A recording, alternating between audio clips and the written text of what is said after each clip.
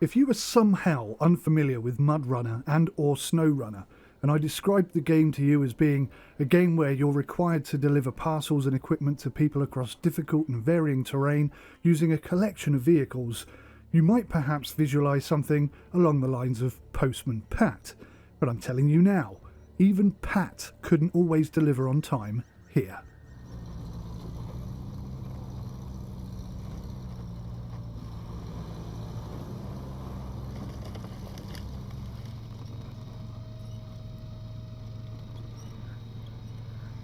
Hello and welcome to you. I am SimUK and this is my Any Good SnowRunner review. SnowRunner is released on PS4, Xbox One and PC, but right now it's only available from the Epic Store, and I know some people have problems with that, but I have had absolutely no problems whatsoever. The base game will cost you £34.99, and for the premium edition with Season Pass you'll be paying £52.99. Unlike the vast majority of YouTubers out there, I have not been paid to make this review. Even if I had been paid, that would only cause me to work even harder to provide you with the truth about SnowRunner. I'm going to tell you what's good, what's bad, and what could or should be better. And I'll also tell you what you can expect in the coming months. So then, the quick review is this. SnowRunner, is it any good? Yes. It actually is very good. So good that despite its very high price tag, I would actually recommend that you consider buying the full package with the additional DLC exclusive packs included. And I very rarely say something like that. However, all is not perfect with SnowRunner. There are some serious issues, some limitations and bugs at release, which if you look at its predecessor MudRunner, certainly does warrant and justify some concern about where this game sits on the hardcore simulation scene, especially if you're a PC player wanting to get your ultimate realism fix by using your wheel and additional controllers. If you only came for the quick review, then thank you for watching. Please hit the like button, subscribe and set that alert bell to all. If you actually want to know more about SnowRunner, then keep watching, as all will be revealed.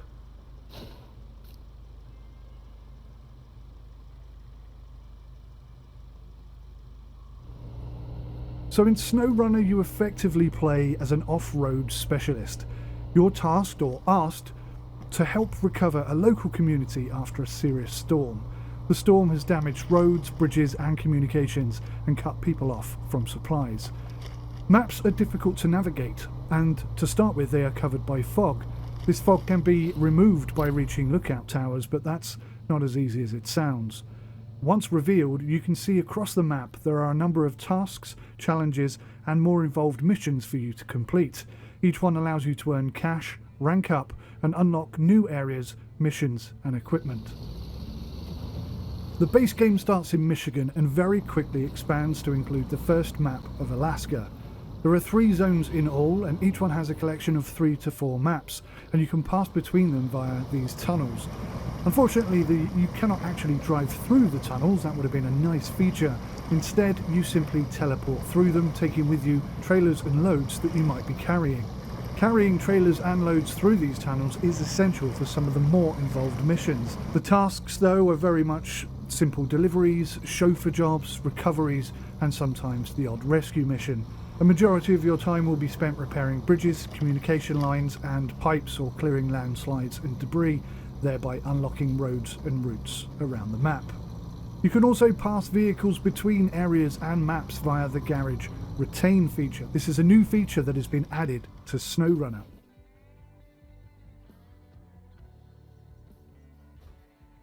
So while SnowRunner is set in modern day times, some of the vehicles and equipment that you get to use date back to early or mid 20th century. There is a day and night cycle which looks great at night time, and the headlights in this game are especially good.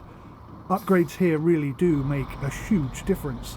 The level of darkness at night is an area that many sims get badly wrong, and I think possibly in this game, SnowRunner, it could become even darker when there is no moon. Having no moon would also suggest that the game is running with seasons. Now, I've looked around to see whether this is the case, but I've been actually unable to confirm it.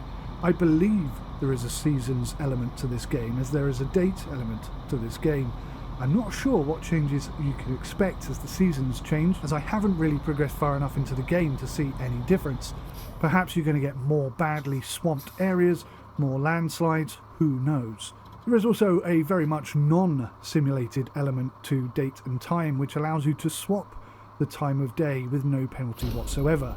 Perfect for pansies and cheats, I guess.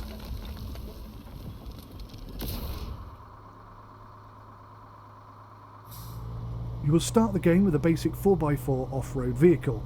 It's good enough, and it can be upgraded at the garage at immense cost to yourself. As you explore each map, you will discover new vehicles with varying capabilities, and you can also discover upgrades which can be attached to some vehicles, improving their effectiveness in certain situations. Each vehicle is attached with a winch, which is essential for a number of reasons.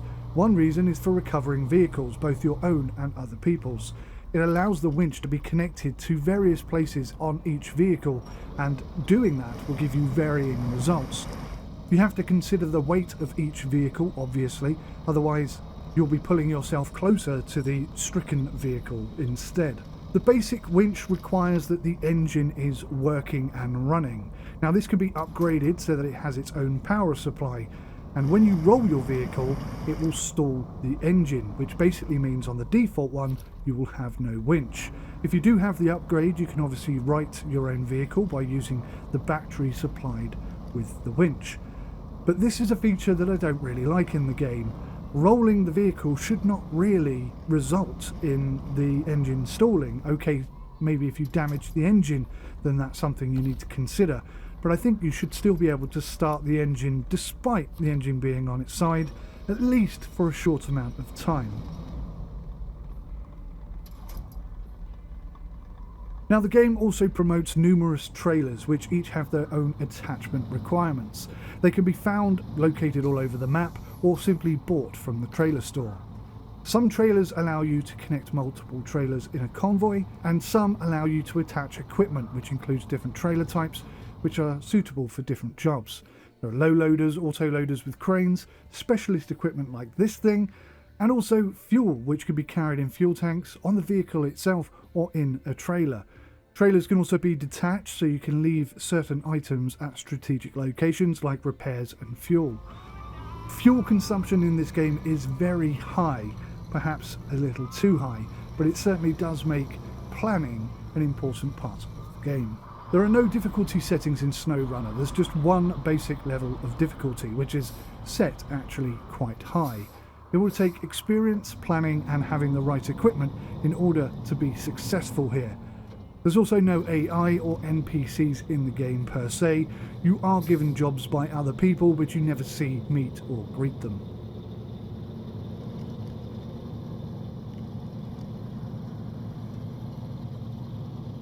So the vehicle modelling in SnowRunner is really very high. They've even gone so far as to really enhance the cabins.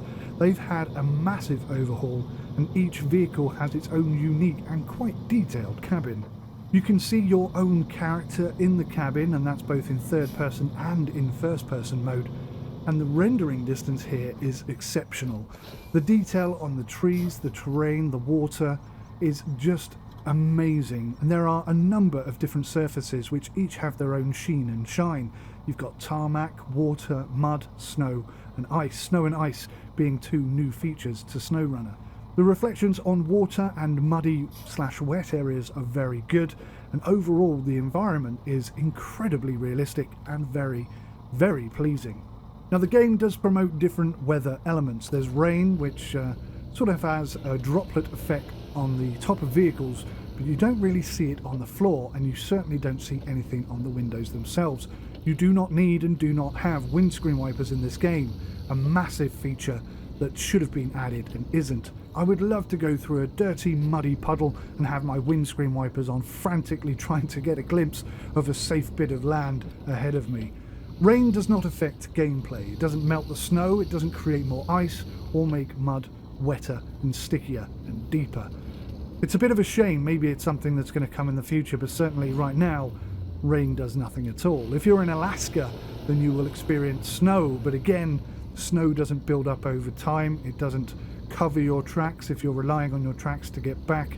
It doesn't fall on your windscreen. It doesn't really do anything. Sadly, weather in this game is a bit of an afterthought, and although it's visually there, it's effectively non-existent. I have at times seen the sun rays peeking through the trees, and that looks spectacular. And with the long rendering distances that there are in this game, there are some really tremendously great views on offer. One very simulated area in SnowRunner is the damage modelling. Flat tyres actually appear to be flat, and collisions result in visible damage on the trucks and vehicles themselves. Internal damage results in even more visuals, which adds to the immersion. The only area that is not modelled in any way, shape or form are the windows. They don't get wet, they don't get muddy, they don't have windscreen wipers, they don't get broken, and they cannot be smashed. An area where there is definitely room for improvement, but overall the damage modelling in this game looks really good.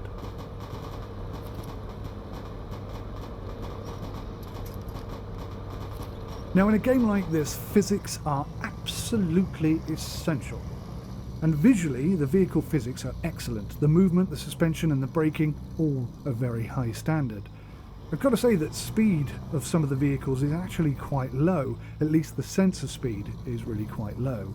When you're using a wheel, force feedback is completely broken. It does work kind of, but not always, and I'm not entirely sure it's all that effective. But it still offers a very believable handling feel physics, especially when you're off-road.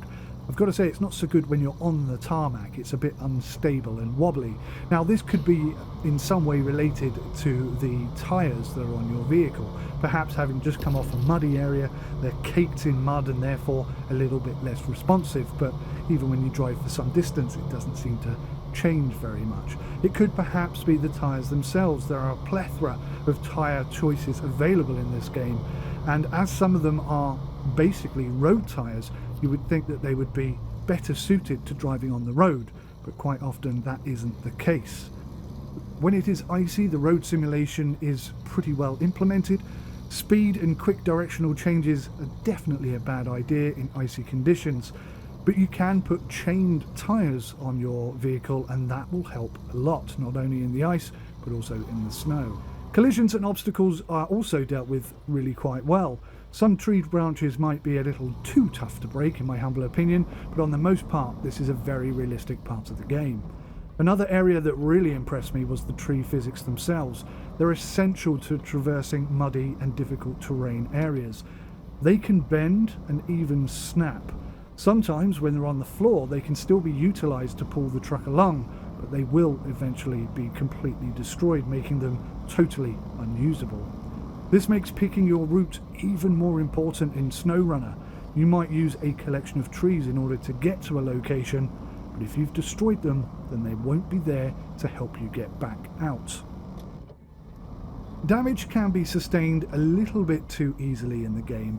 It's not fully realistic in this way. A light bump on the front of your car can cause as much as 10% damage to the engine, maybe even more. That's damage to the engine, not the bumper, the headlights or anything like that, but the internal components, the engine itself. Now, this is partly because of there only being 5 areas of damage available on each vehicle. This includes the engine, the tyres, the fuel tank, the gearbox and the suspension, and each is displayed as a percentage. Now, damaged engines and fuel tanks will use more fuel. That kind of makes sense. When an engine is badly damaged, it will start backfiring and can even cut out completely. Now, damaged gearboxes can slip out of gear. Maybe some gears become completely unavailable. This is a really cool and very realistic feature. If, like me, you like to play hardcore, then discovering an abandoned vehicle is just the start of your problems. Trying to get a vehicle that you've just pulled out of the wilderness, has been there for a long time and has perhaps a damaged gearbox is amazingly challenging. I really love it.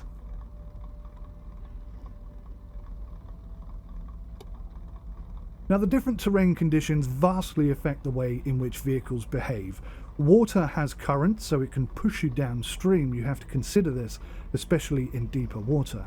Ice is obviously slippery and somewhat unpredictable, and mud can be many feet deep.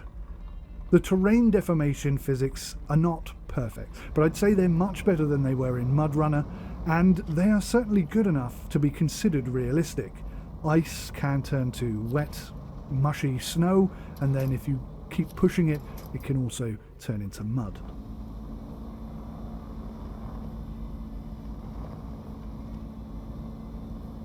Now, the audio in SnowRunner is of a pretty high quality. I wouldn't say it was exceptional, but it's certainly pretty darn good. There's music in the game, which is nice and relaxing. I obviously can't play that for you here, so you'll just have to take my word for it. The engine sounds, I personally think, are okay. Some people are a little bit less impressed with them, but I think they're okay.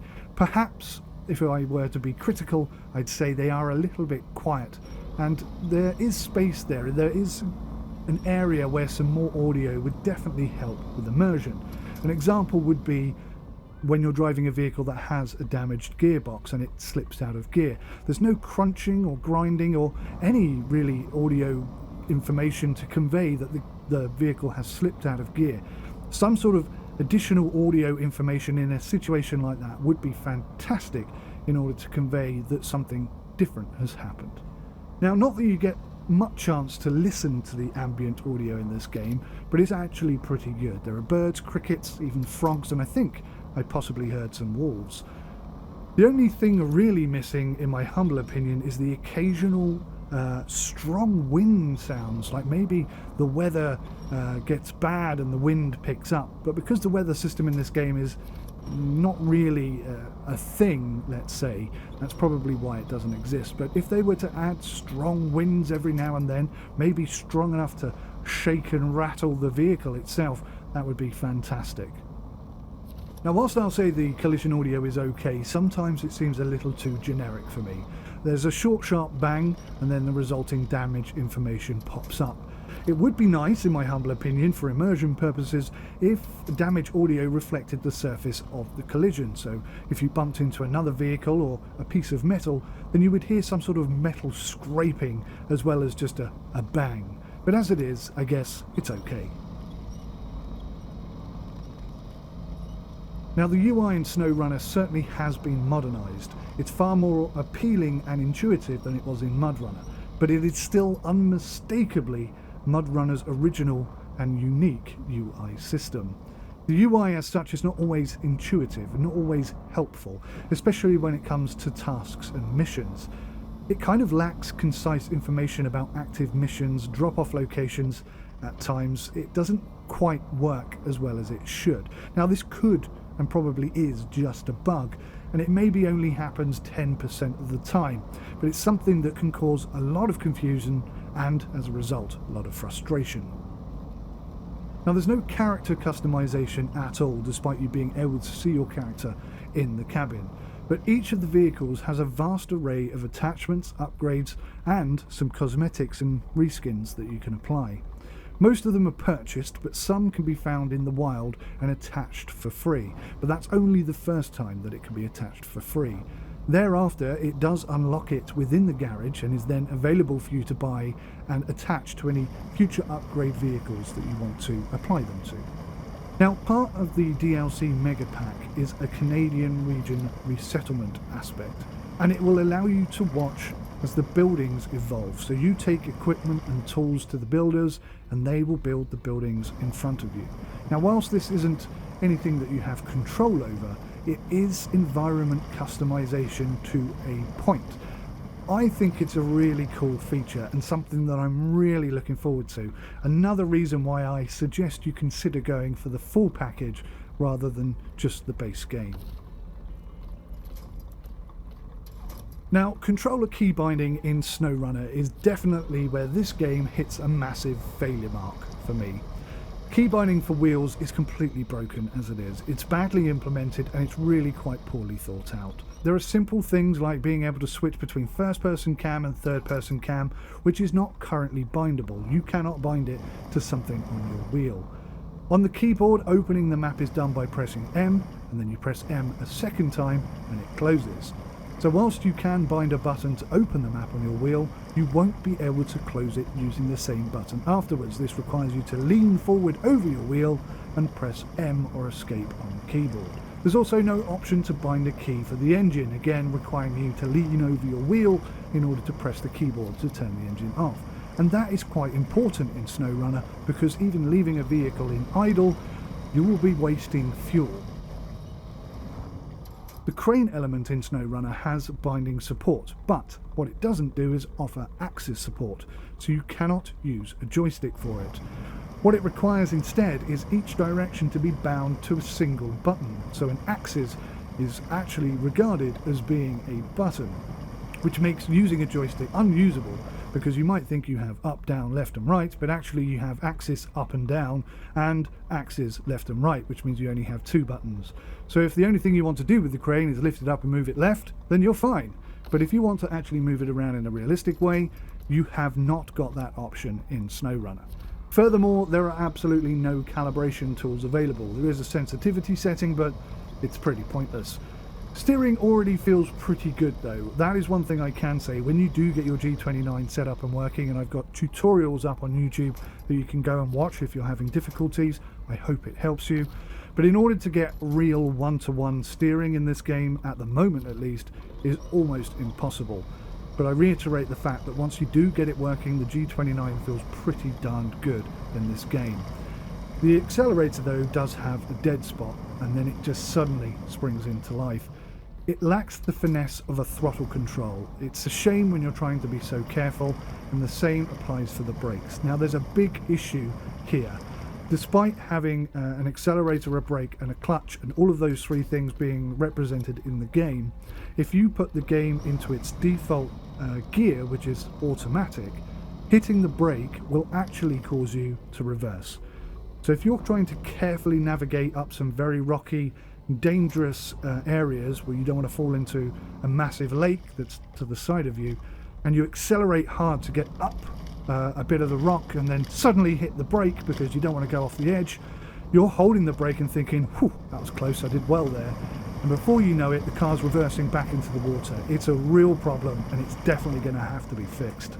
Now, SnowRunner does actually already support multiple controllers. I have quite successfully geared my G29 and my Cytec side panel. Both are working okay, but there are numerous bugs and issues within the controller config binding menu. Settings do not always take properly. Sometimes wheels are not recognized at all. Again, I refer to my tutorial. I hope it helps you out, but some people are still experiencing problems. Even when you get it all working perfectly, it can still suddenly stop working for no reason whatsoever. You can go in and look at your settings and they're all there and they look like they're working perfectly fine, but it isn't working at all. You might even try rebinding something and it looks like it's gone in, but still nothing works at all.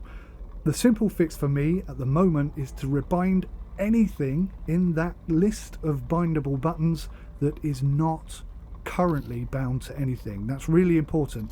It only works if you bind a button to something that isn't already bound to something.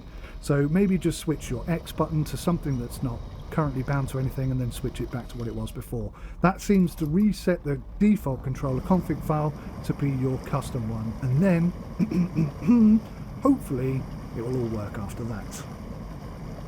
Now the game does come with a built-in custom G29 controller config setup, but it's absolutely terrible. I would recommend that you don't even bother.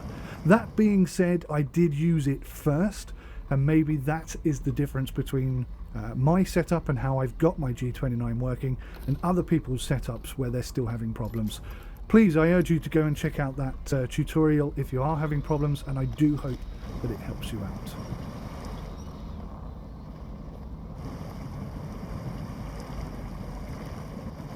So, as far as performance goes, this game has really got very solid performance. It looks great and it has solid performance, something a lot of people struggle to achieve.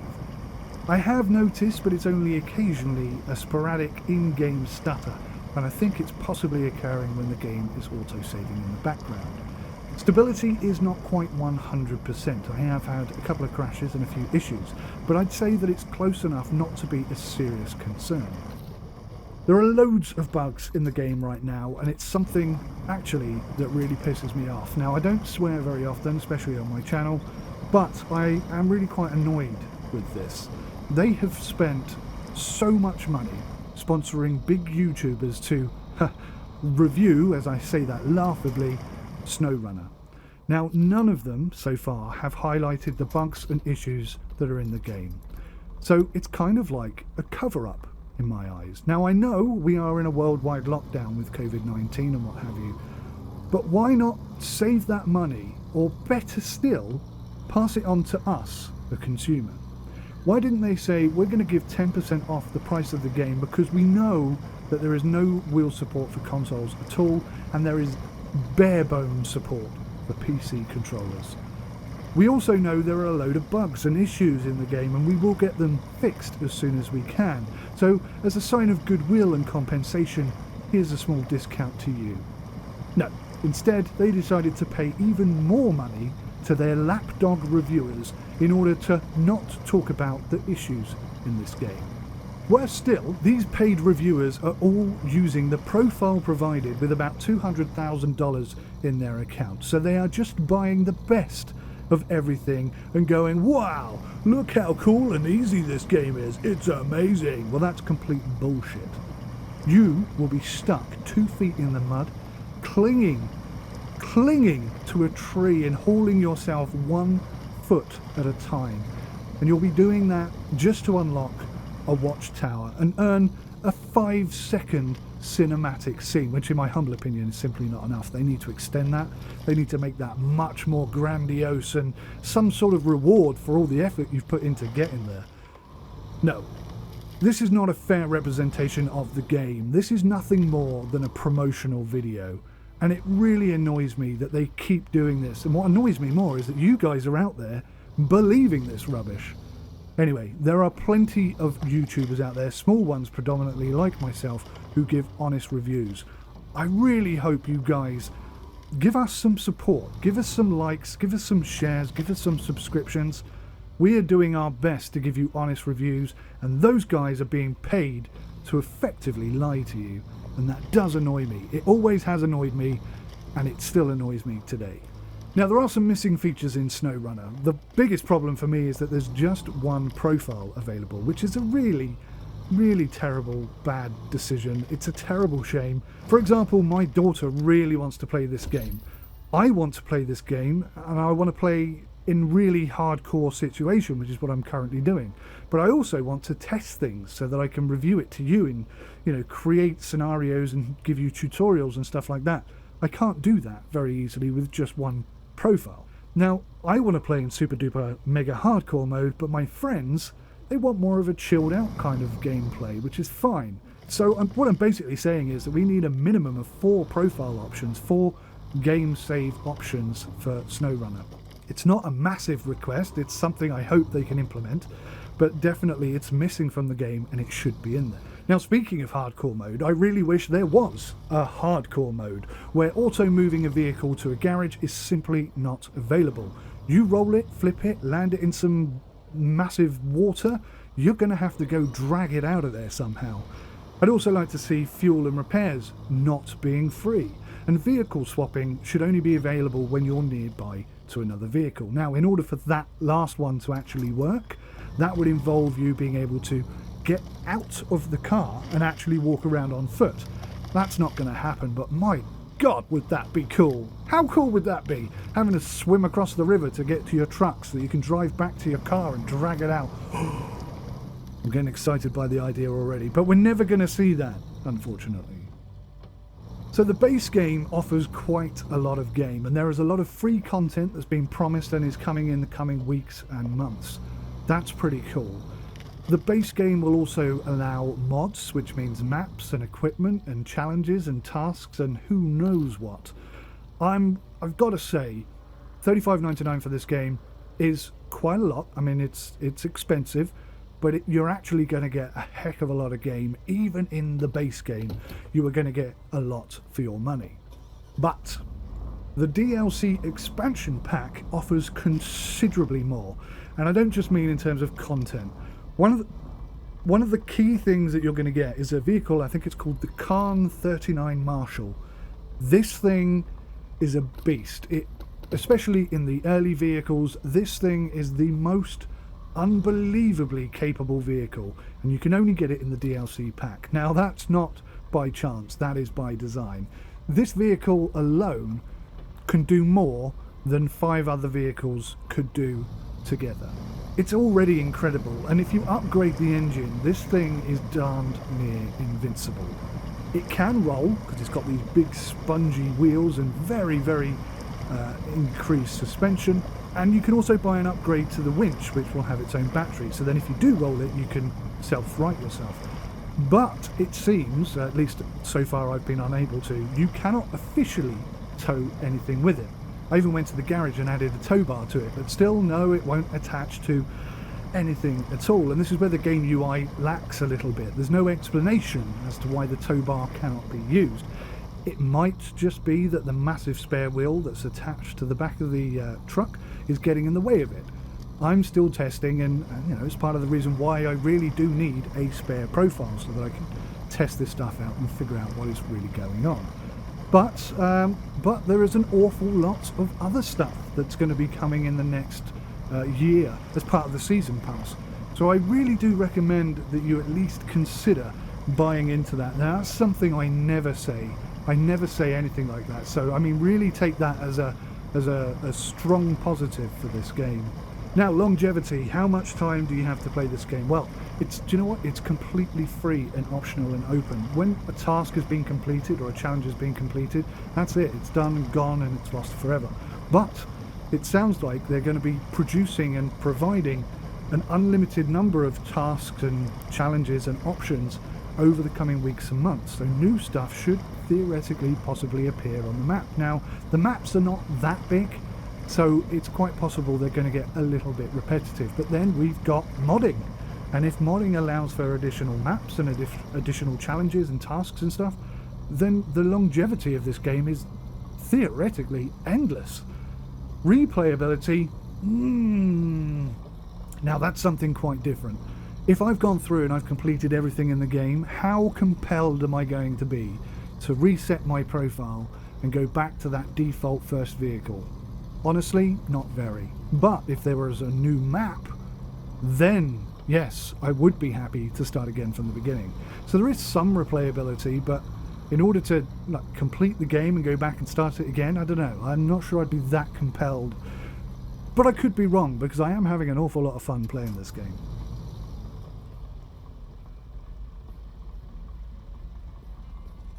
So, my final thoughts then, to sum everything up, and this has been quite a long review, I apologise. I'll get through this as quick as I can. Whilst SnowRunner really does improve on every single aspect of its predecessor, it seems that it has unfortunately not learnt the importance of immersion. Now, SnowRunner is a very, very good game, but it is simply not a simulator, and I say that for a number of reasons. Despite all of its wonderful and impressive features, it really is not all that immersive. Part of the reason for this is the need to almost always use the third-person camera, which quite often is a frustrating and rather unpleasant experience. The lack of head tracking options means that you are never really going to be able to drive much within the cabin, which is a real shame when you look at the time and effort that they have put into each one to make them look so realistic and so unique. Experiencing SnowRunner in first-person mode, like looking out of the window at your front wheels as you're teetering on the edge of a cliff, is simply not an option in this game, and that's further compounded by the lack of importance that has been placed on wheel and multiple controller support.